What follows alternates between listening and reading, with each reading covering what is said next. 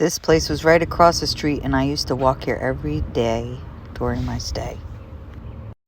This is inside my sleeping bag. Well, I had the heater for a while, but I'm so cold. This air mattress is so cold, crippling my back.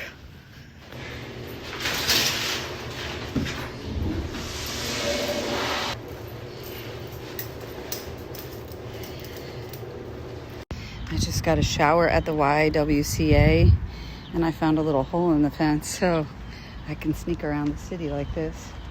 Found another one over here. And yeah, it was really nice to take a shower. I haven't had a shower in at least a week. I've been stranded 8 days, and it was nice to find the YWCA around the corner so I could wash the staph off myself. You know that you get staph infections and staph on your skin if you don't wash it off. So, living proof.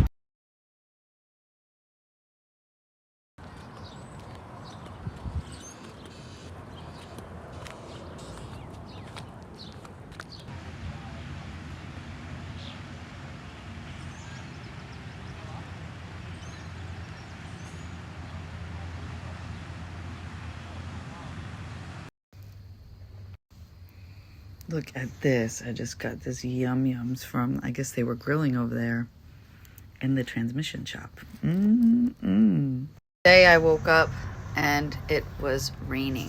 So they said they would do my, finish my vehicle up, as soon as they could. And they were going to work on it today, but it's been raining, and actually it's dried out now, but maybe not the dirt.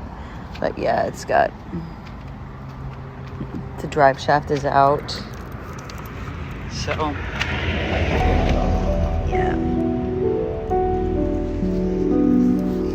Still here.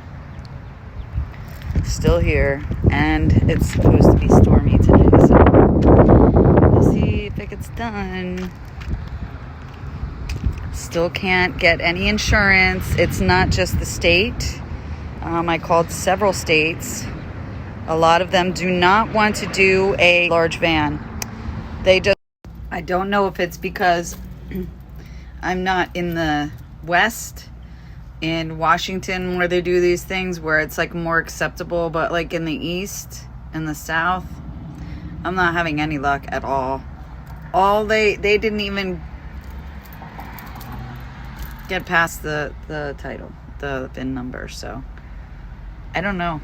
I'm at a loss. I have this bus, but I can't use it.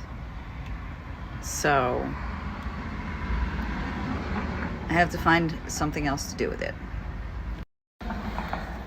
So stay tuned to see what happens next. Thanks y'all for watching. And thanks y'all for your moral support and your suggestions. So do I have enough money to get a vehicle to get home in? That's the question. Something to stay in for the summer. Good luck. Thanks again, y'all.